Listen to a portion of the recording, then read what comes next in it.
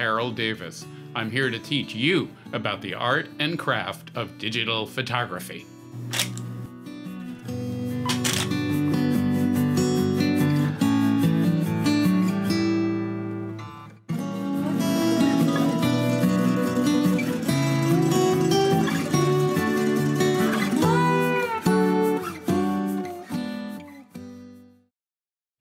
Harold Davis is a best-selling author of many books, including his latest, Creative Garden Photography from Rocky Nook, which can now be pre-ordered.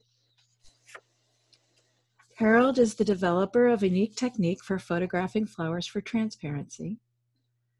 He is the creator of multi-raw processing and hand HDR processing. He's a Moab master and a Zeiss ambassador. Harold is an internationally known photographer and sought-after workshop leader. His website is digitalfieldguide.com. And I'm going to hand it over to Harold. Hi, Harold, you there? Hi, Phyllis. I sure am. Thank you very much for the wonderful way you've introduced these webinars. Hi, everyone. It's so nice of you all to hang in through the 5 of these. I really appreciate it. And I also really appreciate the work that people have been posting. Some people have sent it to me. Most people have put it up on Instagram with the hashtag flowers for transparency, among other things. And so you can go and see this work yourself. There's a lot of really wonderful examples out there of people doing things. It's really exciting to see, and it makes me feel as a teacher that this is worthwhile, because everybody has a different take on how they do the flower work. So, as Phyllis said, this is part 5 of photographing flowers for transparency. I realized part 4 was advanced topics. I really realized that what I should have named part 5 was super advanced topics or something like that. One thing Phyllis also didn't say is that she and I completed this past week the index for creative garden photography, and that's really the last step in writing a book. So we're very happy. That's basically off our plate and over to the publisher and ready to be printed, and it's very exciting for us. I have personally, as an artist and as a botanical artist, been enjoying sheltering in place, if it's fair to say that one has, at least in one sense, because it's enabled me to photograph the flowers of our spring here in Northern California in a way that in most past years I have been other parts of the world at this time of year. And in the alternative universe that didn't happen, where there was no pandemic, right now I am in Spain on the Camino de Santiago. So the fact that I'm not there is one door shuts and perhaps another drawer opens. So I've been doing some flowers, and as part of the initial presentation, that's a recap here. I'm going to show you some of what I've done over the past 2 months while I've been photographing here. And as Phyllis said, the general outline today is, first I will recap, because learning is a spiral and circular affair. It always helps to hear things more than once. And in fact, one thing I've heard about the Photographing Flowers webinars and the live workshops from several people who are in live workshops with me is that now that they've had a chance to also do the webinars, they finally got it. So that's great. And keep in mind that this technique is not easy, okay? If it were easy, everyone would do it. I mean, I don't mean to be like, okay, this is how can I say it? I don't want to be a snob about this, and I think art should be accessible to everybody, but it is not an easy technique. There are a lot of moving parts. So you should feel proud of what you've done. Everyone who's put work in, it's been great work, and I'm very excited to be here with you. Without further ado, I'm going to share the first presentation, which is the recap, and then we'll move on to backgrounds and textures. So, photographing flowers for transparency, over to you.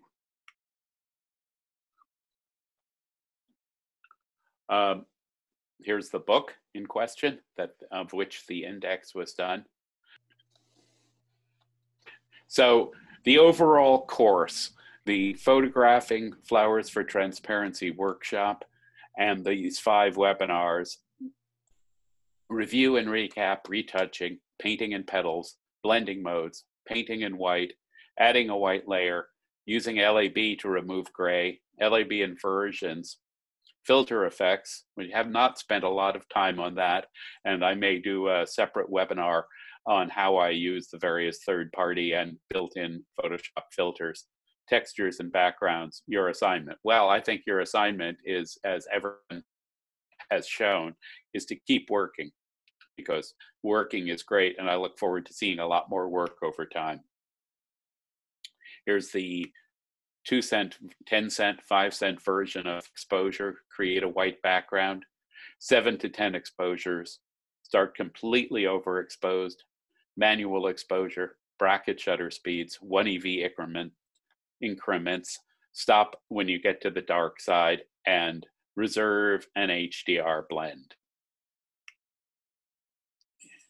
As an example, this infamous dahlia from 4 seconds to a 30th of a second with 1, 2, 3, 4, 5, 6, 7, 8 exposures at 1 EV intervals bracketed by shutter speed.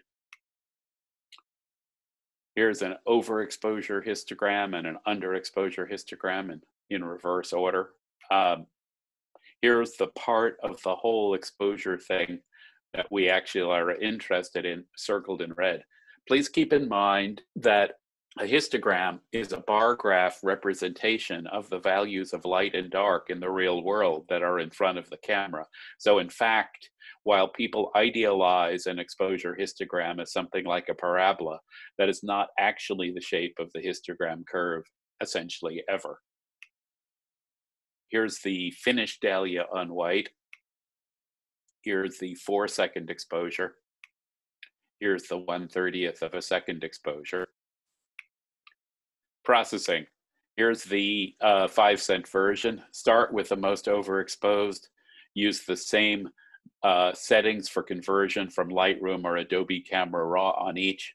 Add darker images with layering, layer masks, and the brush tool. And consider adding a bit of HDR blend on top to add punch.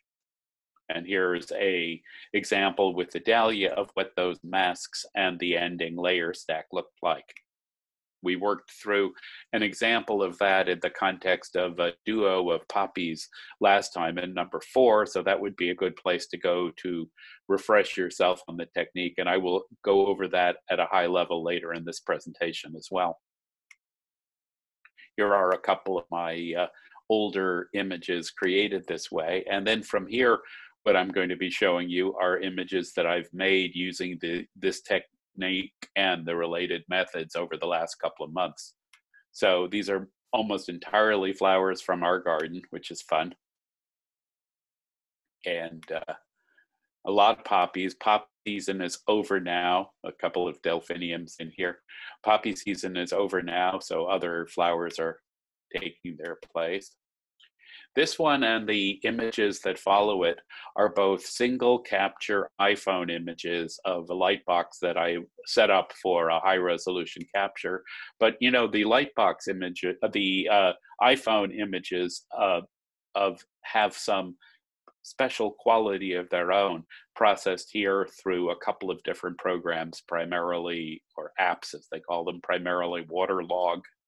And I'll be teaching how to create this effect in the webinar that Phyllis and I are going to be giving on iPhoneography. I don't remember what the date of that one is. Here's one more. So actually, interestingly, this is a small portion of this image done via iPhone on the light box. So, you know, if you use your iPhone, you don't have to do all the layers, right? Here's the image that I showed as a case study last time, and I'll be working on a bit more today. There are 2 parts of this image that we're going to be focusing on when I work on it, and one is on the hairs on the poppy on the lower right, which there's an interesting dynamic range challenge to delineate the hairs without getting an awful lot of gray blurring. So I want to show a couple of different ways that I would approach that challenge. And then there's the issue of painting in the translucency on the white poppy over the pink magenta-ish one there, and how I got that level of detail in. It probably isn't what you're expecting, but we'll get there. Here's a 3D lightbox image. On my blog, you can see the setup that I used for this, which involved 2 light boxes, one vertically and one horizontally. And as Phyllis said, one of the webinars we're thinking of doing is showing how to create this kind of image. We'd have to do that with a live photo feed to show the setup, because the setup is what makes this kind of thing work. Yes, and by the way, those birds of paradise do come from our garden, which is exciting. And what a large variety of popovers there really are when you sit down and look at them. So much fun. I like to think that these flowers are really not social distancing very well. These are snap peas, again, from our garden, and I decided to put in I think it's actually a moth, not a butterfly, but I decided to put that in up at the top. And we'll have another look at this image of 2 tulips and 2 irises, excuse me, in another context in a bit. And here's a L channel inversion. Here's the image on white. Here's the L channel inversion. And okay, before I move on to backgrounds and textures, Phyllis, do you have any questions for me here? Oh, Joe wants to know, will you need 2 light boxes for the 3D? No, not necessarily, but you do. But there are 2 alternative setups, and one of them is to use 2 light boxes. The other of them is to use a mirror and a light box. So you do need a way to create a right angle effect. Actually, the mirror and light box is probably better than the 2 light boxes, because you don't have a white balance match problem. Yukiko would like to know, are the poppies 1 layer, or do you take off the inner petals? I'm not 100% sure I understand the question, but generally these poppies are the way they are. I've not taken them apart mostly. And Catherine would like to know, could you remind us which metering mode you use to shoot these flowers on the light box? So I'm using a manual exposure mode. So in some ways, the metering doesn't matter that much, because I know that using that at f16 and ISO 64, my light box is generally going to produce a exposure range from about 1/30th of a second at the darkest to about 8 seconds at the lightest. And if I just shoot that at 1 EV increments, I'll get it. But in terms of reading the light box, I use overall average metering, just whatever the default metering on my camera is, because the metering is not so what's important here. If I were in a situation, just hypothetically, as a different, just as a thought experiment and for understanding, where I really wanted to get the exposure right on a single flower that was strongly backlit, this means that the background is much brighter than the flower itself, because the lighting is backlighting and the front of the flower isn't getting much light. If I were in that situation, I would use spot metering to understand how I had to expose it for the flower. Let's say there was a piranha moat that I was going to fall into if I didn't get the exposure right. In that case, I would use spot metering on the face of the flower if the consequences were that kind of dire. But in this kind of situation, since I'm shooting 6 to 10 exposures anyhow over a huge bracket range, you really could do this without a light meter. Thanks for a very interesting question there. Anything else, or should I go on? I've got a couple more questions. Chris would like to know, is there a certain or required lumens or wattage for the light box? Yeah, that's a great question. No would be the answer, because you're in a situation where your camera's on a tripod, you can expose as long as you'd like, and the only issue is, are you going to overcome the ambient light? If you're not more than the ambient light, then you're not really creating a backlighting effect, and you won't get translucency. So up to a point, I would say stronger is better, but I wouldn't know how to quantify it in lumens, and it's really not all that critical. I think in the first webinar, I told the anecdote of being in a macro photography workshop in a remote location at the old historic Coast Guard boathouse out on Point Reyes, and there was a lot of improvisation involved, and I had some students in that workshop who put together an old window with white paper on it, lit it with a 60-watt regular household light box underneath, and did some great light box photos that way. So one of the things I've always loved about this technique is it really doesn't require hugely professional gear to get interesting results. In fact, sometimes the less polished the gear is, the better the results. And Don would like to know, do you use auto white balance, or do you set a Kelvin temperature? If I recall, it was balanced in post, but is there an advantage to using a specific K-temp? Hi, Don. That's an interesting question. I've done it both ways. Currently, in the last sequence I set it manually to 6200 Kelvin, and I come up with a little warmer an image that way.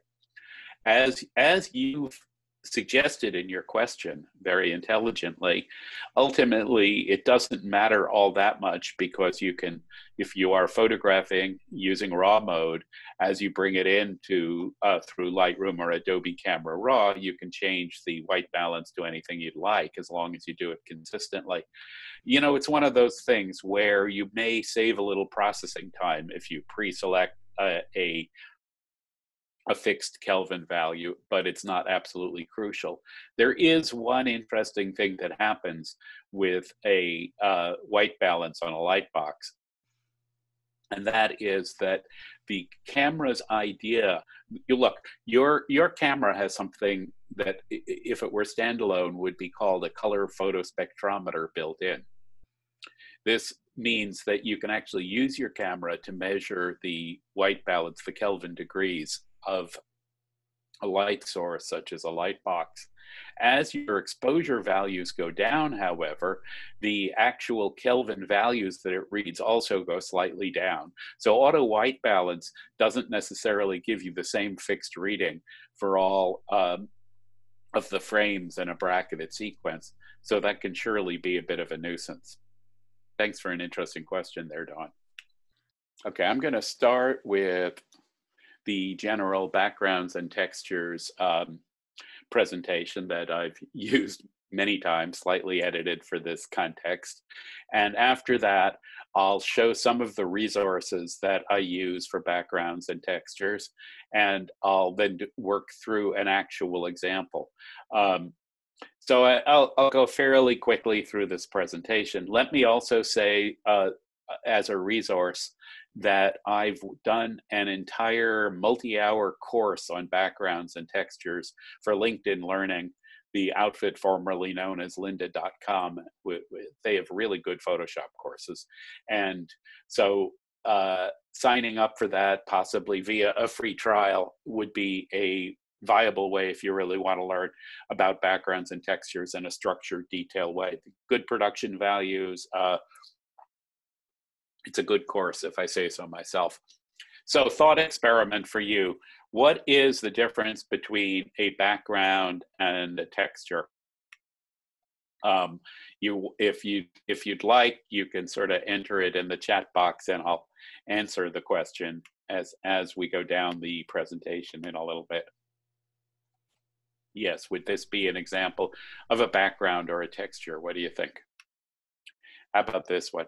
Background or texture? It's a way of turning a fairly mundane scene. This is the Ferry Building in downtown San Francisco, and turning it into something kind of exotic.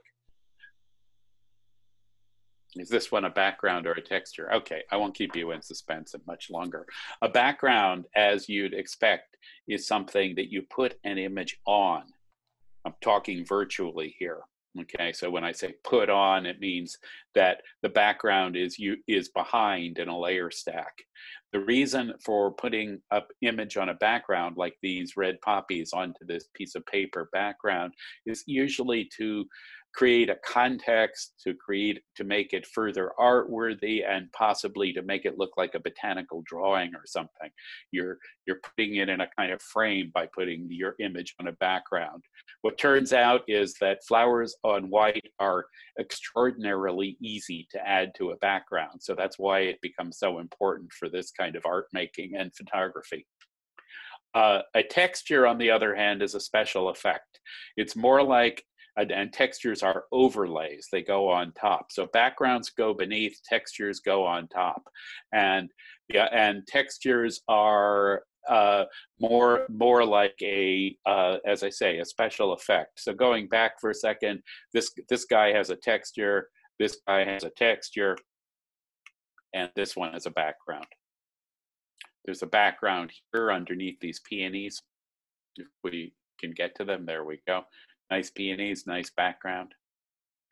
I often put a background behind flowers like the Magnolia stellata here, because that way you can kind of give a double frame effect.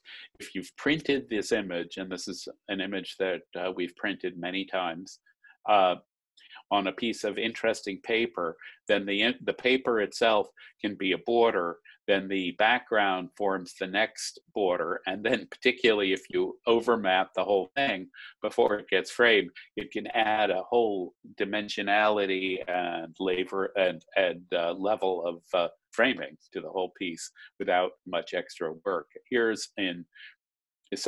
What I mean is something like this with these peonies, where you see that this is a simulation of the way this peony print looks on undo washi. And so the washi is the paper with the swirls in it. The yellowish part of the background is a background that I added in Photoshop. So the whole thing makes an ensemble. And then if you add a matte to that, you've got a really interesting number of visual levels. This thistle here is been added to a background that I created. The background itself consists of two scans. A piece of papyrus is the yellowish stuff with the hatch lines, and then it's a piece of fairly translucent washi on top. The two were combined in Photoshop, and I'll show you that file as we go further along. Here's another background that we created.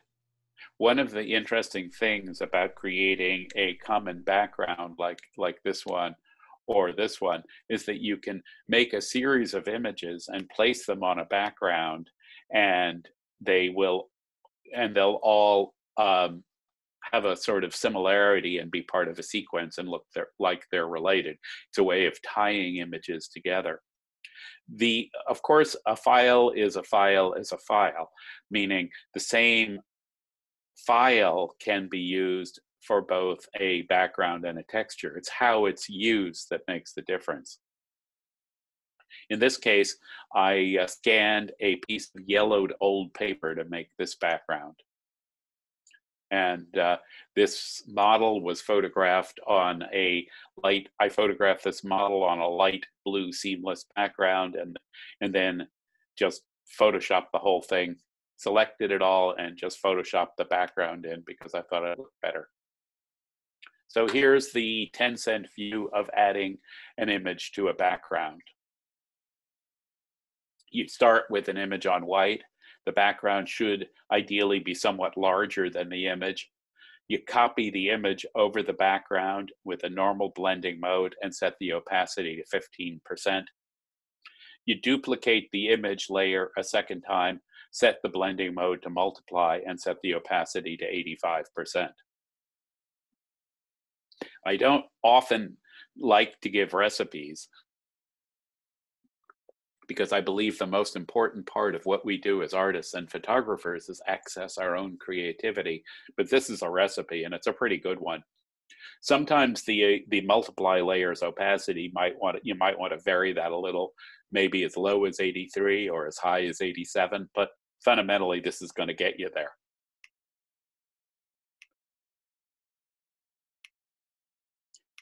Textures, here's a scanned background, a piece of paper. Here's the papyrus background that I talked about before. Textures are a little bit, and here's the combination, and here's an image put in them. Okay, the point of this screen capture from Photoshop interface preference is that the open documents as tabs box is not checked. Makes your life a lot easier doing this stuff if you actually have free floating documents and not tabs. At least that's my opinion. You know, whatever you want to do is okay. Do you have a question there, Phyllis? I sort of heard something. No, actually, Ron says you answered my question. Thank you. Ah, a mind reader. I knew I had talents. I never knew that was one of them. I'm so glad. So, okay, here's an image on white, and there's my background. Here's the image on white over the background, normal blending mode, opacity 15%. I just copied a second time, and I'm going to do this with an actual sample after this presentation is over, so we can go through it step by step. Multiply 85%, there you go. Okay, and it really looks pretty seamless. I mean, you know, you just don't know that it wasn't made as part of it. Joe has a question. Go ahead, Joe, or Phyllis, via Joe. Via Joe. Joe. Phyllis channeling Joe. Go ahead. There you go. Is there any way we can download your backgrounds? No. But there are textures online.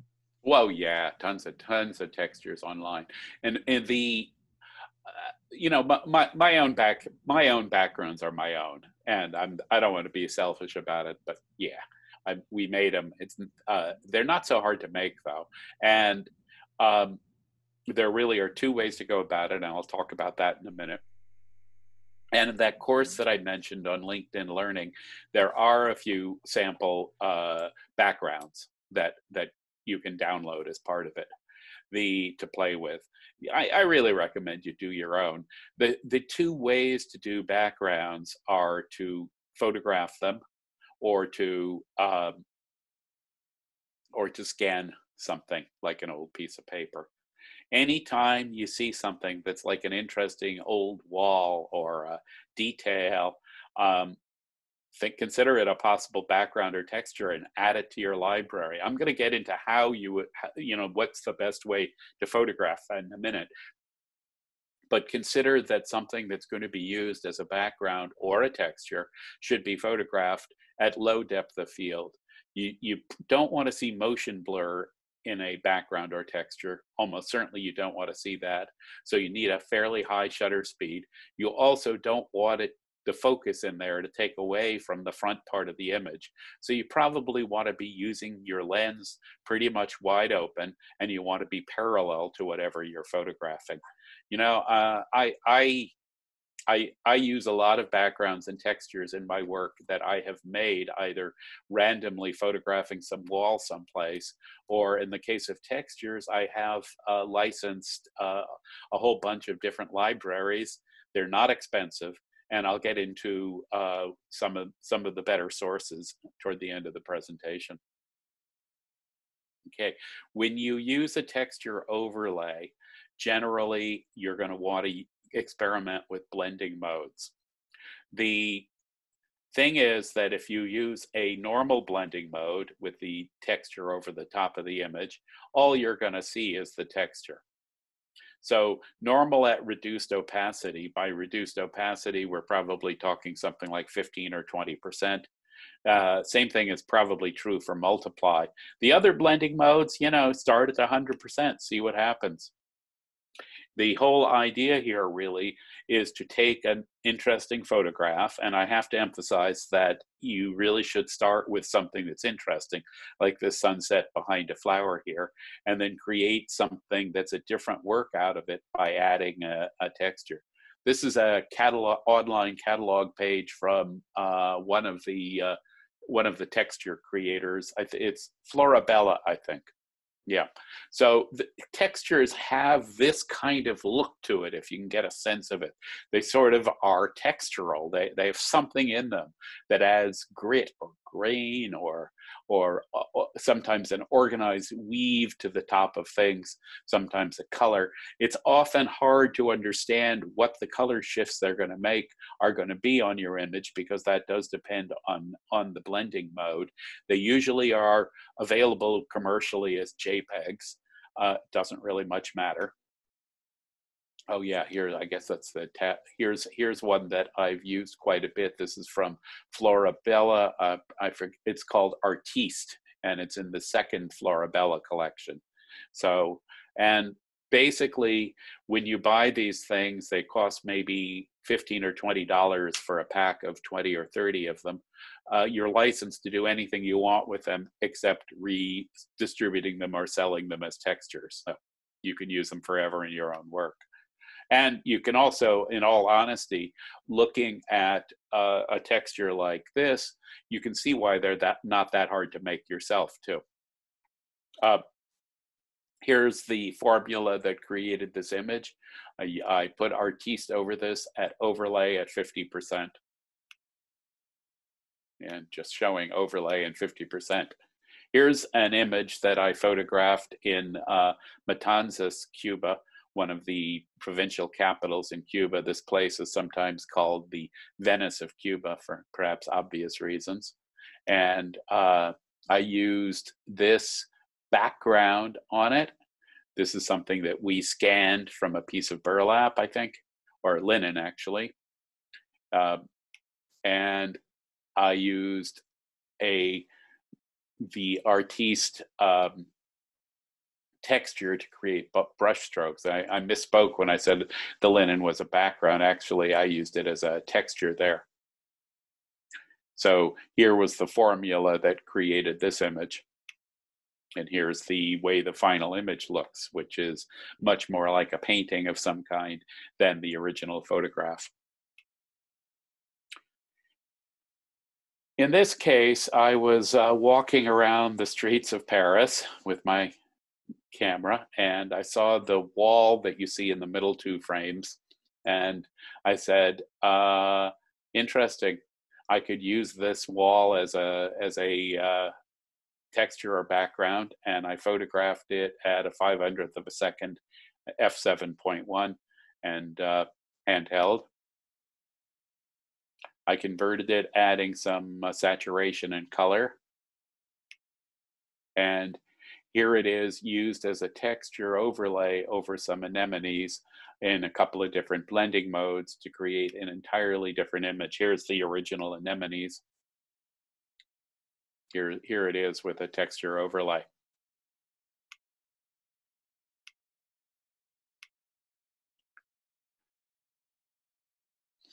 Some resources on where to go for more info.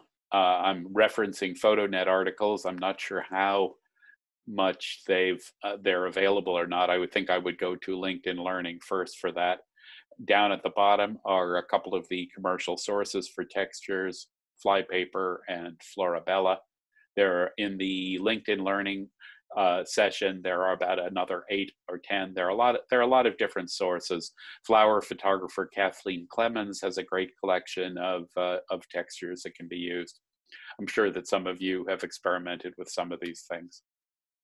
So, all right, maybe I should just go to an example before we go to questions here.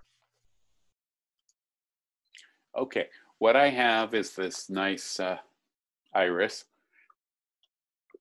from our garden, photographed maybe a month ago, and I've got a background here. So let me open up the background file first. Note that I've resized everything so that this is not all painful, so that we don't sit watching that dial go round. So the first thing I do is I pull my iris over. Now look, the iris is larger on the background than I want it to be here, right? I mean, what would be the point of doing a two-tone background if the front of it covers it up completely? So I'm going to make it a little smaller. I can use the transform menu to scale my image. If I hold down the shift key, which you can't see me doing, but I am, it constrains it so that it's all moving at the same time. I check to lock in my constraint. I move it in center. You know what? I could go a little smaller still, I think. Edit, transform, scale again. Hold down my shift key to constrain it, like maybe so. That's pretty good. Go like this. Now I'm going to, I can use my guidelines. I've got snap going to actually center the thing to be that organized. Over here, I call this two irises. I can put it at 15%. Then I duplicate the layer, duplicate layer. I put the blending mode to multiply. And I put the opacity to 85%. Or thereabouts. Okay. Pretty distinguished looking, right? I like it. And to just to be perfectly clear, though you probably know this already, I now have a 3-layered document here. What I would do to carry on here would be to archive it, save it as 3 layers, and merge it on down. Okay, any questions about this before we move on to another example? Oh, Catherine says, could you explain again how you made the double bordered background? I scanned 2 pieces of material, the papyrus, a piece of papyrus and a piece of very translucent washi, and put them together in Photoshop. Both pieces came from the flat files of our local art supply store, a chain store, Dick Blick. Used to be a day when art supply stores were individualized, and you would never think that there could be such a thing as a chain art supply store, but I'm afraid those days are gone. So if you have one near you and you're allowed to visit it again, the flat files in these places have a lot of wonderful materials that can be used to put together scans of things that can be used as backgrounds. Let's see, we have a question about what is washi?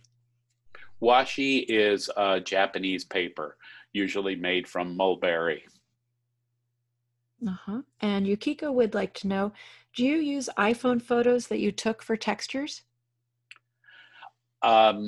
Yukiko, I don't see any reason why not. I've not done that myself. There is a resolution issue in that essentially the lowest resolution image you have is going to be the predominant resolution in your chain. So you may have a resolution mismatch between an iPhone image and a high resolution image that you've made, but you could use a piece of an interpolation software like the Topaz AI Gigapixel to boost up your iPhone image to a comparable size. I think you could. I've never actually done it. I use my iPhone images as textures for other iPhone images, though, which is something else. Nancy would like to know, can you scan on a basic home office scanner? You bet.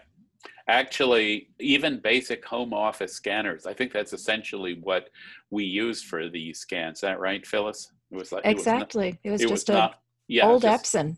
It was not a fancy scanner. Fundamentally, even basic office scanners have extremely high resolution. The thing is, they also have almost no depth of field. And also, if you leave the lid off, the light quality of what they scan can be variable. One of the things that we showed in the first Photoshop Darkroom book is how to make a little black enclosure that you can put over a basic office flatbed scanner put something like a flower on the scanner and come up with some pretty cool results. And we were also thinking of maybe doing a webinar to show how to do that also. But yeah, these were made on a cheap scanner. Jeff would like to know, what was the blending mode and strength for the second layer? In the irises on the background here, it was multiply at 85%. Okay, and Bonnie and Dawn have similar questions. Do you ever use a masking layer to enhance the flower part by painting in more details after you place the image on top of the background? Sure, that's a possibility. However, once you've moved it, everything becomes harder. I would recommend as workflow getting it to where you want on a white background. Once you have it on the white background, you know, there are various things you can do with it. You can texturize it, you can place it on a background, you can invert it.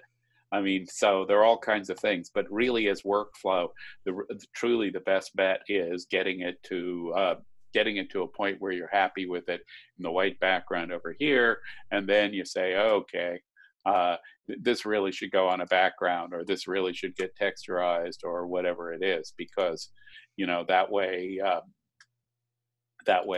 you have much better chance of not being misaligned. Once you've moved an image onto a background, it's not aligned the way it was. So to get precise alignment of things is going to require more work and effort than you might want to have to give.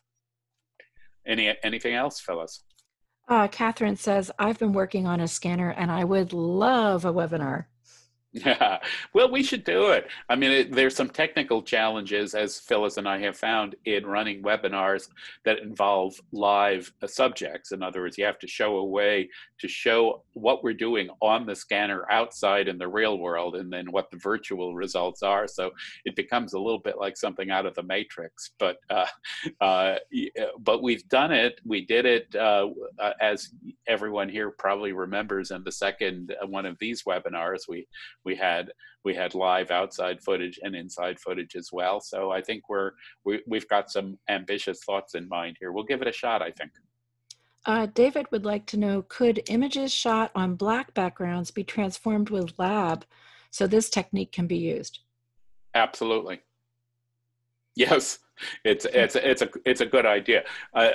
Now, what are the advantages of shooting on a black background? And you know, I mean, it can get complicated and it can get hairy. Hairy being a technical term here, because if you have grays in the image itself, then when you do the LAB inversion, they may or may not end up the way you want them to end up. But if all the stars align, there's no reason why not. And Joe would like to know, is the sum of the two opacities 100% by coincidence or intent? I'm not sure. It's a good question. I don't think there's any law of nature that says your opacities have to add up to 100%. I mean, and sometimes there are laws in these things, like when you do black and white conversion using something like the channel mixer or something like that, the various channels you put in really should add up to 100%. But and you're going to run into some problems if they don't, even if you have a negative channel or something. But in this case, no, you could, you know, since there's no reason they would have to. I mean, I guess I hit on this back about 10 years ago, and basically it's what I've used ever since. The normal blending mode, the 15%, you wouldn't want to go too much higher on that, because as you do, it becomes the total opacity of the thing. And unlike every other blending mode, normal is a pig.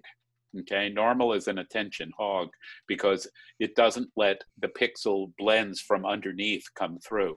Even with multiply, even though it darkens, multiply also blends with what's beneath it. So by using 85% multiply, you're getting a slightly darker image than you would have got if it were all 100% normal, but you're also getting the stuff underneath coming through in a blended mode. All right, let's go back to this duo of poppies, and this, if you would perhaps remember from episode 4 of this mega drama, there were 5 exposures that I made of this, from the darkest at 1/8 of a second to the lightest at 2 seconds. And these are all the actual files that I used, knocked down in size so they won't be horrendous to load here.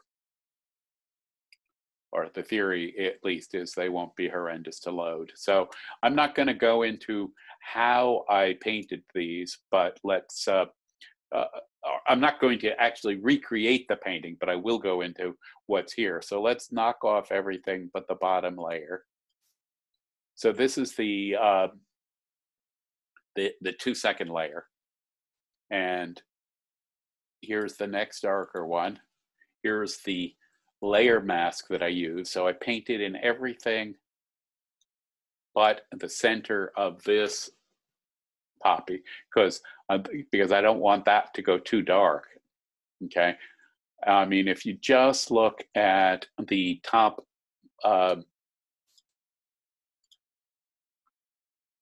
if you just look at the top layers here, and you had no layer mask, it can go dark awfully quickly. So part of the point of doing this in so many layers is to control what you do in terms of what goes dark. So here's the next layer, and that's what it would have looked like if I didn't use a layer mask.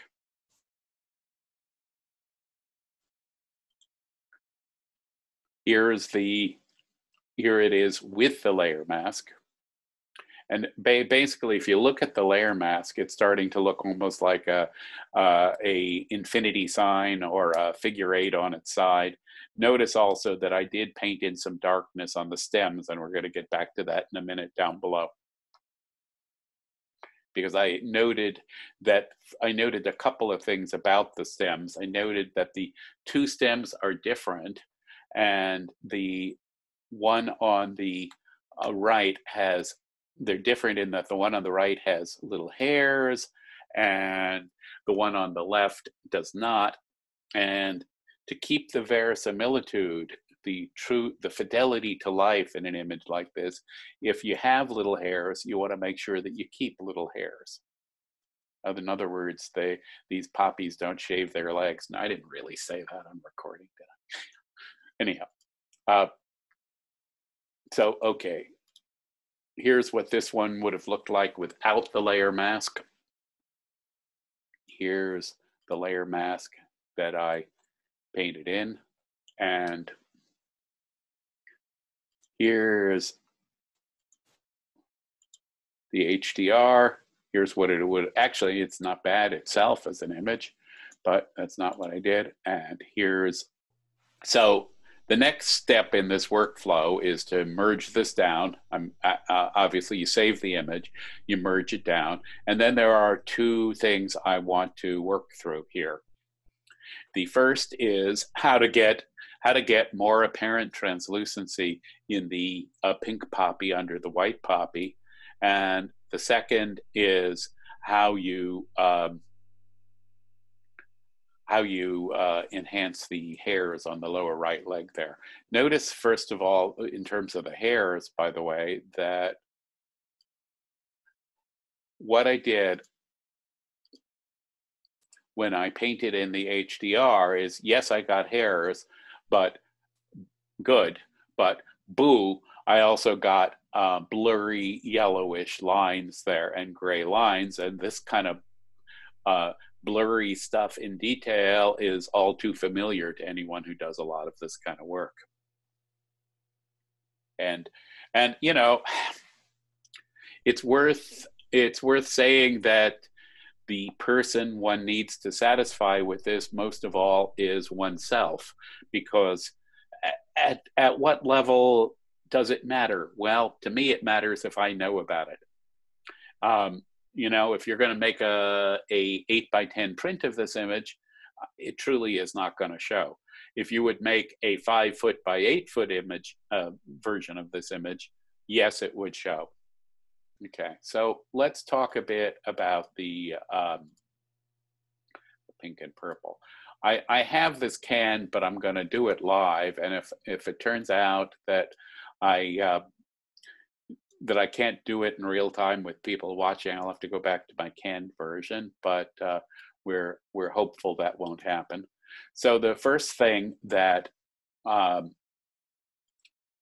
do is enlarge the area I care about, and I showed in previous sessions how to paint in some color. So let's paint in a bit of color there. Okay, let's sample, maybe right here. And now let's make it a little lighter, a sample.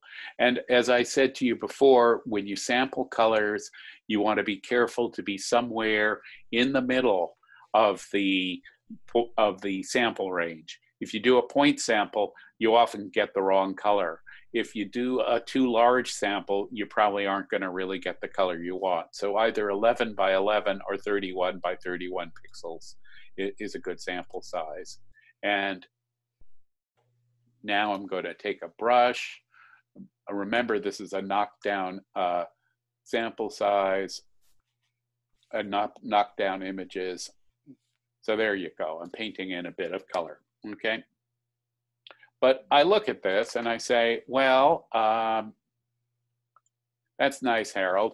But what I really want is I want to get some of the detail like the other. So here we're going to do something tricky.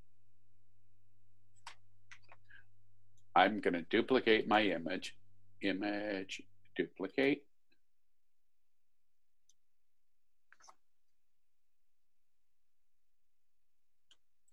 And I'm going to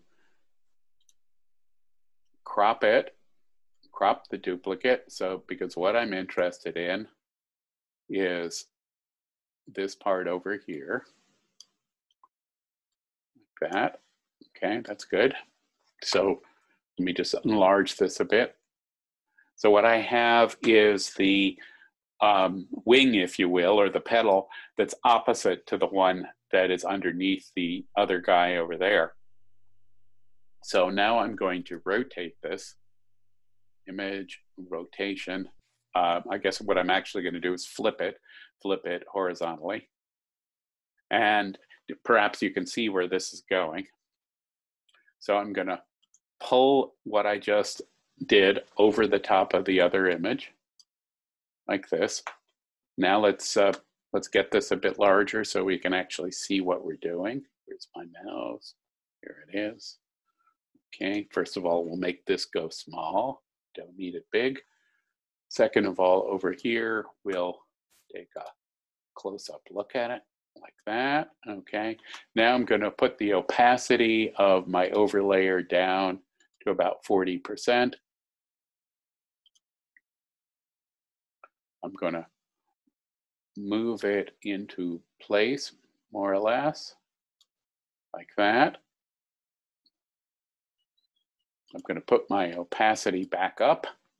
I'm going to put a hide all layer mask on it. Layer mask, hide all. Makes it go away.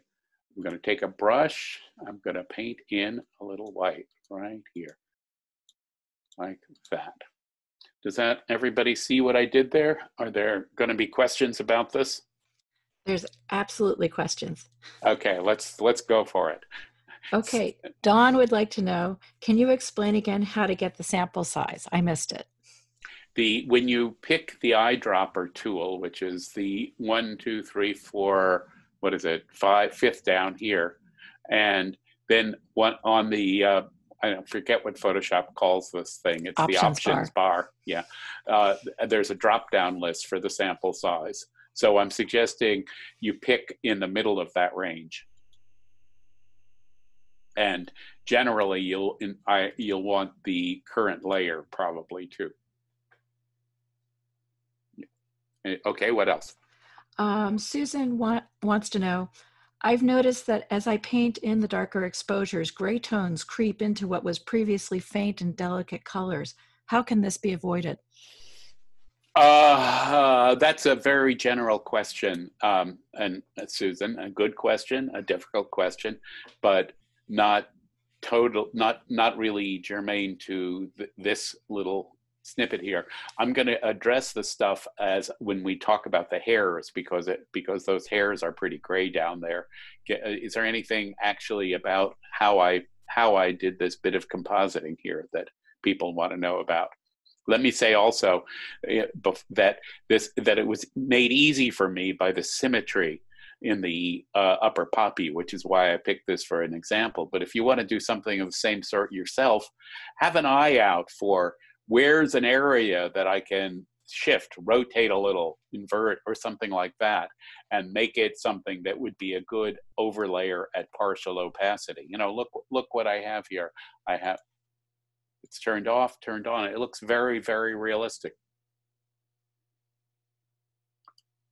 Any other questions? Catherine would like to know, how did you make the second image the same size as the original? It was a copy of the original. Right, and you use scale to bring it into size, right? Not Not really, no. I just took it as it was. Mm-hmm. And in fact, it's, if you look closely at this, you know, it's whoever is observing, was that Susan? Catherine. Catherine. It's a good observation, because in fact, part of what you might have to do is scale things. And in this case, in fact, the overlay is bigger than what's underneath it, but it doesn't matter to the eye. And Joe would like to know, sorry for the basic question, how did you make the center so sharp? Did you focus stacking?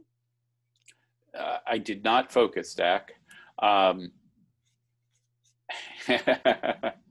I have a good lens and a good camera and a tripod. I mean, one of the things that Phyllis and I spend a fair amount of time in the garden photography book is how you photograph to keep things sharp. There are a lot of sources of unsharpness that can range from motion of camera. In this case, the subject moving is not going to be a problem, but you know, it can be optical. You're never going to be any sharper than your lens at a given aperture. You just can't be, unfortunately. It can be a little movement. If your tripod isn't steady enough, that might cause a problem here. The alignment of the images could be a little bit off. That could cause a loss of sharpness too. I mean, it's easier to say what causes sharpness to get lost than it is how to create it. But if you keep things, if you do things right with a workflow and process, the images do come out sharp. Okay, that's it for now. Okay, let's move on to the hairs of this thing. So I got a problem here with the hairs. First of all, I'm going to layer this down. Layer, flatten image. So as we've said, I've got a problem here. Okay, got that nasty yellow thing, and I don't quite have as much in the way of hair detail as I would like. So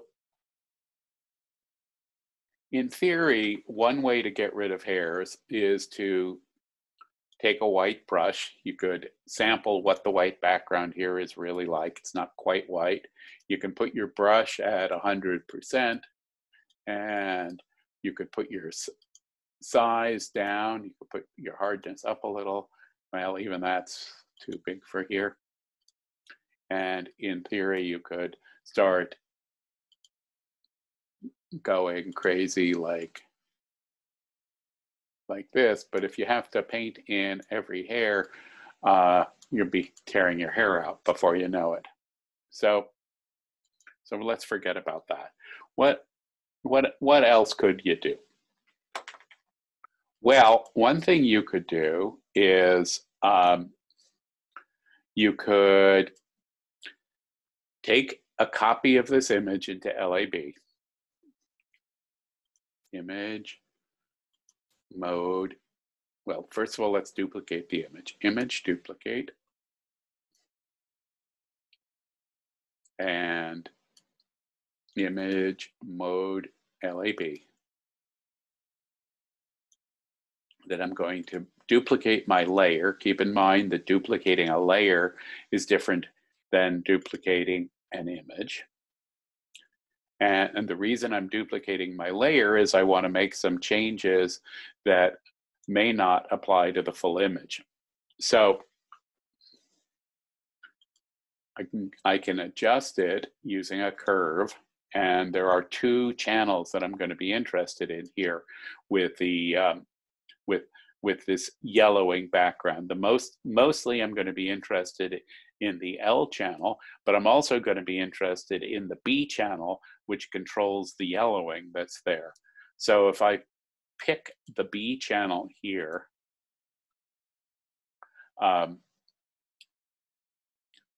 and I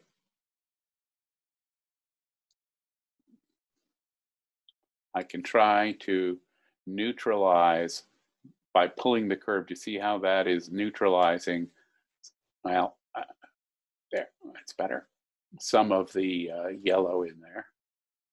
Yep, but if I pull it up, it gets worse. So you want it something like that. And then you can go to the lightness channel, and this is where really the rubber is going to meet the road here.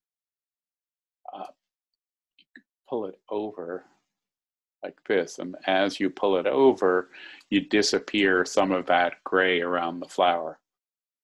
Okay, now you want to be careful with this that you're only doing it on the flower, on the hairs, not the whole thing. That's the reason we're doing this on a layer, mask, hide all, and then you can paint in what you just did at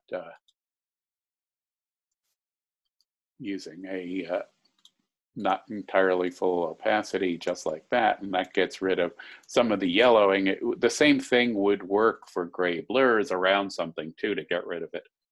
Okay, now let's do something further here. Let's first of all put our layers down. Let's take it back into RGB, and I'm going to pull up my adjustments layer, and I'm going to convert this. Let's see, where is my adjustment panel? Where is it? I don't see it. I need to see it. Actions. I need to see you. You must be somewhere. Window, adjustments.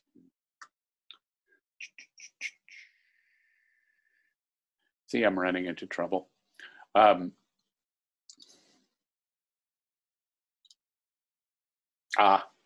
on my other screen, that'll do it. So I'm gonna use a black and white adjustment to turn this copy, the one with the fixed hairs, into monochrome. And let's see here, and again, it pulled its properties over there. What I'm going to do is use the high contrast red filter. Now let's see, let's go look and see what does the best hair action down there. And again, okay. Oh, that's really not bad. But let's see. Yeah, see, that's not so good because it made the stem black, and that's, yeah, it's not so good. I think the high contrast red is going to be the way to go here. Not blue, red. Yeah, okay. So now I've got a monochrome version that is nicely on the hairs, and what I can do is layer down my monochrome version, and I can paste it over the original version of this. And the virtue of doing this is that the monochrome version has turned everything into black or white. So I can't take all of it in here, but if what I'm really interested in is the hairs, and I want the things around the hairs to be white, I can put a layer mask on here, layer mask, hide all, and then I can paint in at very part opacity some of what I just made down the length of the stem, just like this, and that will proceed, particularly if I increase the opacity a bit, to get rid of the blur. Okay, and so that's one technique. You know, of course, with all these things, prevention is better than cure. If you can set up your layers so you don't have too much of this. I mean, one thing to be fair, I did when I saw that the hairs were going to be an issue, is I worked hard to bring them in, showing them much the way I wanted. But I wanted to also set up this example so I could show you some of the techniques that I would use in ameliorating the problem here. So the summary of these two steps is that I used a curve adjustment primarily on the L channel in LAB to get the parts dark we wanted dark. And I also then, following that, I converted it to monochrome and used the black and white version to paint in both whites and blacks on the hairs there. I'm just going to show you one other thing here. So layer, flatten layer, and I'm going to make another duplicate of this image. You know, I've been asked the question, and it's a good question or a fair question, as to why I would make a duplicate in this situation rather than duplicate my layer, because eventually I'm going to copy it back over. And the reason is that when I do a duplicate, I can actually see what's happening in real time next to the original image. So in this case, I'm going to apply the older Topaz Lab Adjust filter. And there are two possibilities in here that I can use to increase the hairyishness of these things. One is detail, the two detail filters, and the other is detail color. Let's use detail here because that's less likely to introduce nasty color blurs into it. Okay, so overall, this may not do what you want to a flower because it may make it unattractive, but certainly it increases the hair quantity that you see there, which is what I'm primarily concerned with here. So I would take this and copy it back over.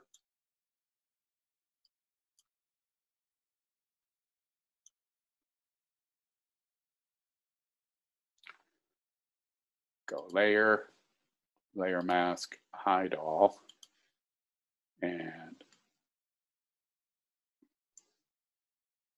paint in this stuff here. While I'm at it, why not paint in a little more center detail too?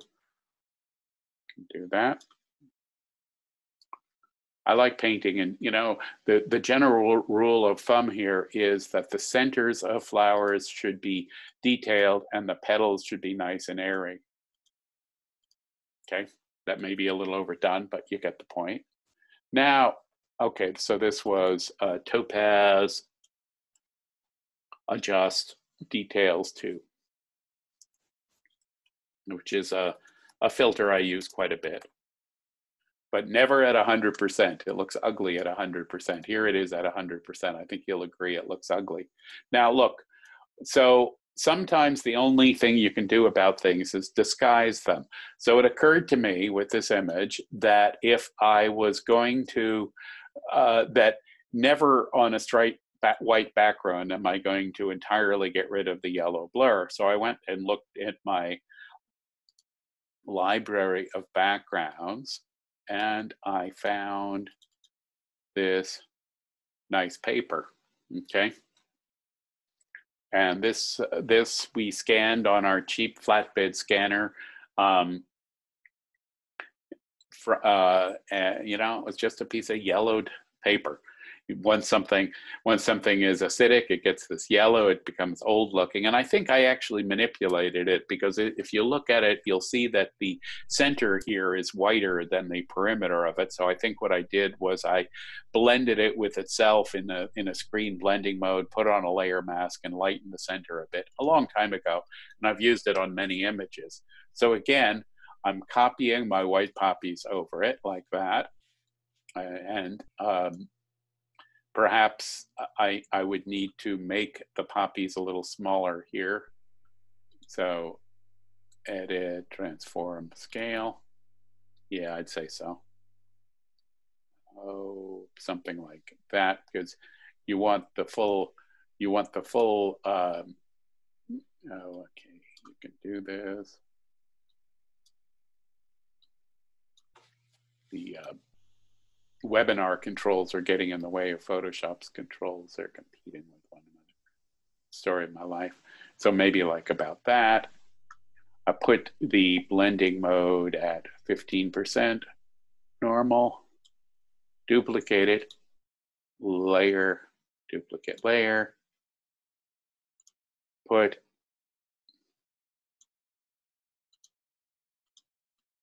like that. And at this point, to the extent that there is any yellow behind these hairs, no one is ever going to notice.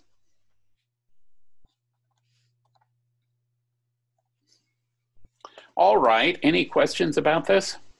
Yes, Dawn has a question. She says she noticed that when you're using this technique, you lost some of the vibrant green color in the stem when you were painting. How do you restore that brightness? Well, you restore that brightness by taking the original one, putting it back over, and painting it in. And she also wants to know, are you using in the black and white adjustment, are you using the red because it's the opposite of green in the stem? You know, I think that's, Dawn, I think that's probably the right answer, but the truth was I just tried it and saw what worked. So I mean, I think you're probably right about that. That's probably why it works.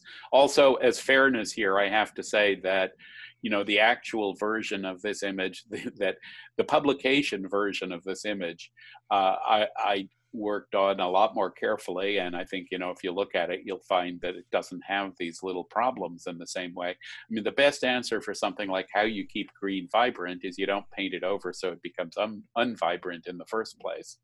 Then if you have to fix it, that's a problem. I mean, I can go to what the real final version here was, and I don't think it has the same issues. Let's see, the real final version would be this one. Yeah, so, you know, it's a different story when you actually do something quickly in front of an audience of people all over the country and world than when you work on it in the privacy of your own Photoshop studio. I think that's it for now. Okay, Phyllis, thank you very much, everybody. We'll take some more questions. Phyllis, you have a slide or two, I think, to show. Sure. Let's see. Let me share screen. And here's our possible webinars What Do You Think slide. You can think about it with things that we've been thinking about. And there's the 3D vase on a vertical light box. That was definitely interest in that one. And while we're looking at that, I have a couple more questions. Go ahead. Chris says, last time you said that it takes a long time to do arrangement of your flowers on some of the more complex shots. Do the flowers begin to change the longer it takes you? Yeah, well, that's an interesting question. I mean, there's so it does take a long time. I mean, I think if you look at some of the images I showed in the presentation today, you know, you can imagine that something like here, I'm gonna share my screen again for a second. That, yeah, you know, obviously these things take time to set up, but the flowers are not going to last forever, obviously, too. So there's I don't want to, for the most part, wabi-sabi aside, I don't want to be making these images when the flowers aren't at their peak. So I probably have 2 or 3 hours. And let's see, Jim wants to know, what kind of flowers work best? Beautiful flowers. There is an issue about translucency. I mean, the title of this was Photographing Flowers for Transparency. And as noted, what we really meant was translucency. Some flowers are more translucent than other flowers. For example, the the birds of paradise here in the vase have almost zero translucency, particularly in the bottom part of the flower. On the other hand, they can be very beautiful too on a white background. I happen to love poppies, popovers, anemones, tulips. These are really probably my favorite lightbox flowers. But what would be life like without throwing an occasional iris or rose in, I ask you? Not to mention snap peas. Aren't these snap peas pretty? Anyhow, back to you, sweetie. Oh, okay. I have another question. How important is it to understand lab color with this process? Oh, well, you know, that would vary from not important at all to vitally important. What I can recommend is that we just did a couple of LAB webinars, and I believe those have been posted on YouTube. So if you go to the Harold Davis Photography YouTube channel, you can certainly look through them yourself. I mean, if you don't want to invert an image, then it's not really that important. But boy, is LAB fun. It's a great adjunct to some of these images.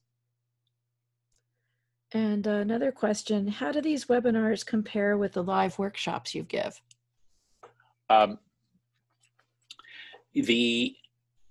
Well, I would like to go back to giving live workshops.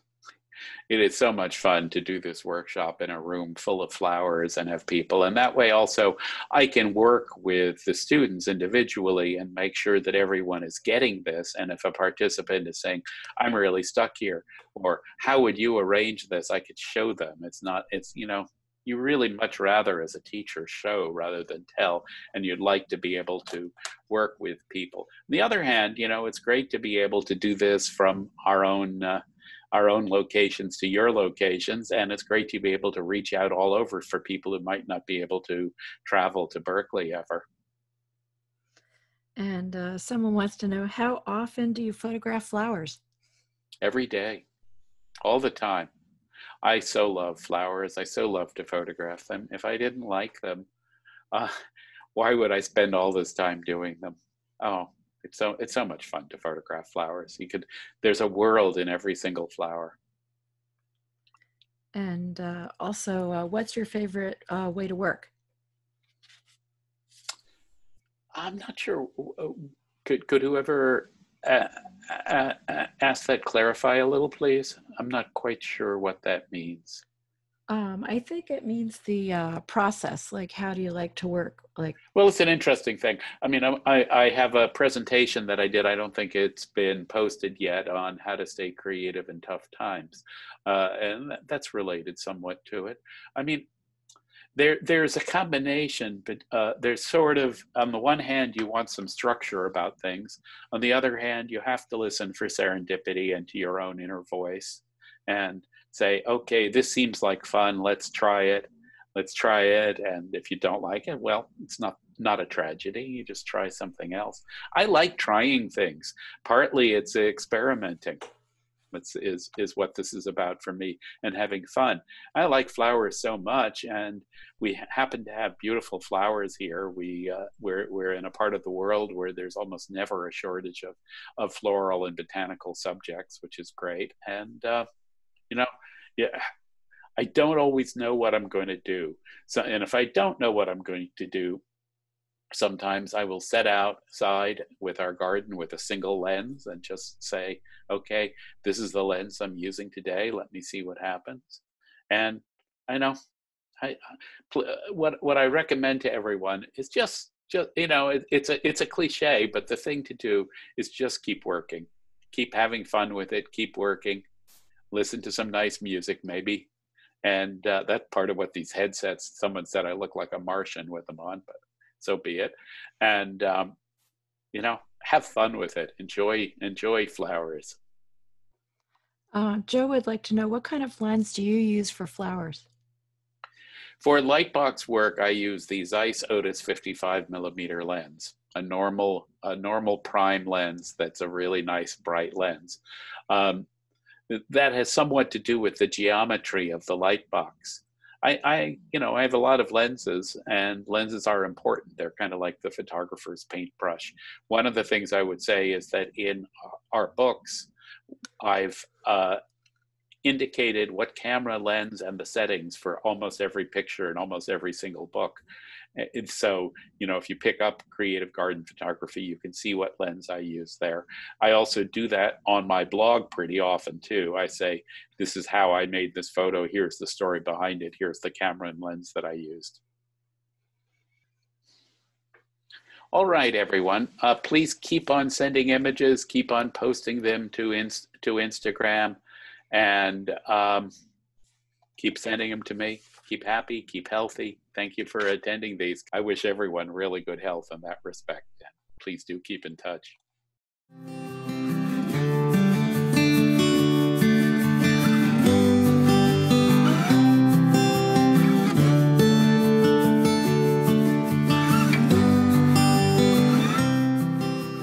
I hope you enjoyed this video and found it informative. Be creative and stay mighty.